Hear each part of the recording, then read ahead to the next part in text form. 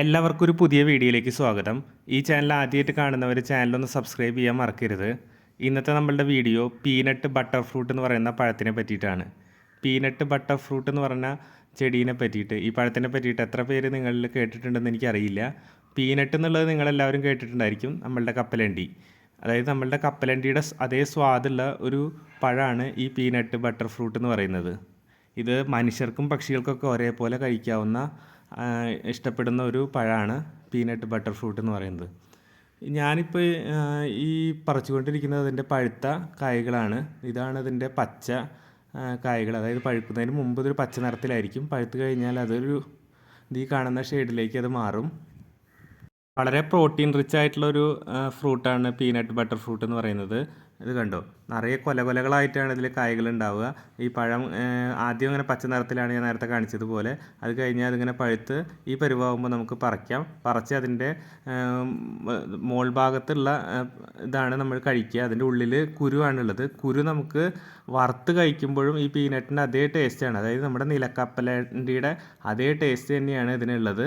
ഇതിപ്പോൾ ഏകദേശം ഒരു 7 വർഷത്തിൻ്റെ അടുത്ത് പഴക്കമുള്ള തെയ്യാണ്. ഞാൻ മറ്റൊരു സ്ഥലത്തായിരുന്നു ആദ്യം നട്ടിട്ടുണ്ടായിരുന്നത്. പിന്നീട് അവിടുന്ന് പറിച്ചിട്ടാണ് ഞാനിപ്പോൾ ഈ കാണുന്ന സ്ഥലത്തേക്ക് ഈ ചെടി നട്ടിട്ടുള്ളത്.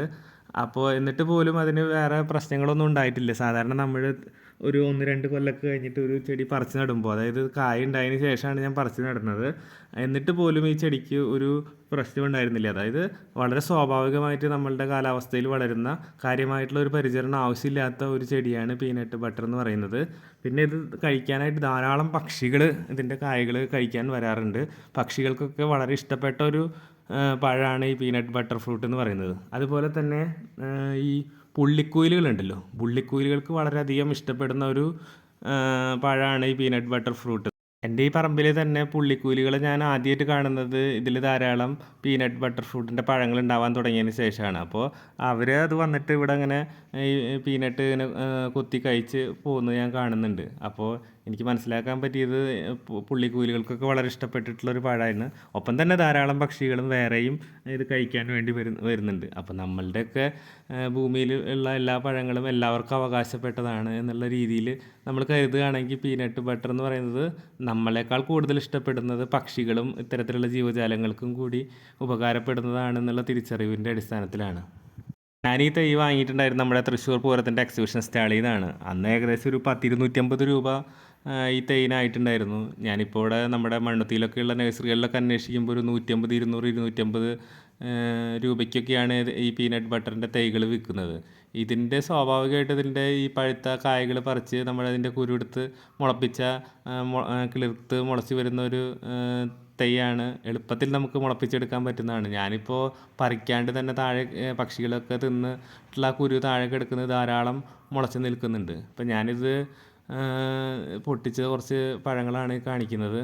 അപ്പോൾ കണ്ടോ, നല്ല ഭംഗിയാണ് കാണാനായിട്ട്. അതുപോലെ ഇതിൻ്റെ പൂക്കൾക്കും കാണാൻ നല്ല ഭംഗിയുള്ള പൂക്കളാണ്. പൂക്കൾക്ക് ഒരു മഞ്ഞ നിറത്തിലുള്ള പൂക്കളാണ്. അതിങ്ങനെ കൊലയായിട്ട് ഇങ്ങനെ വിരിഞ്ഞ് നിൽക്കും. നമ്മുടെ കണിക്കൊന്നയൊക്കെ കാണുന്നത് പോലെയാണ് ഇതിൻ്റെ പൂ വിരിഞ്ഞിട്ടുള്ളത്. ഇതിൻ്റെ പൂവ് ഇപ്പോൾ വിരിഞ്ഞിട്ടുള്ളത് വളരെ കുറവാണെങ്കിലും അവിടെ ഇവിടെയായിട്ട് കുറേശ്ശെ പൂക്കളുണ്ട്.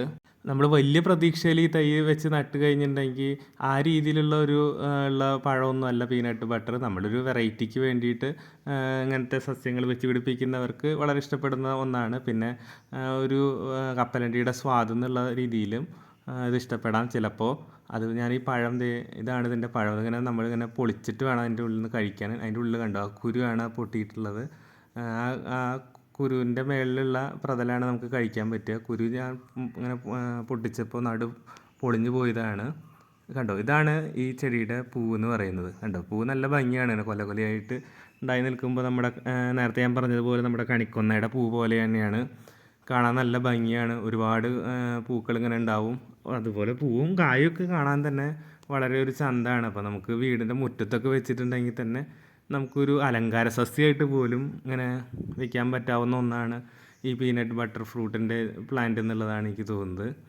ഇപ്പോൾ ഇതിൽ ഏകദേശം ഒരു 10 അടിയിലധികം ഉയരം വന്നിട്ടുണ്ട്.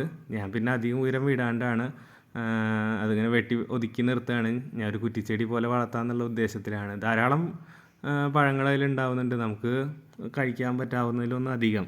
ഞാൻ പലപ്പോഴും ഇത് പറിക്കാറില്ല.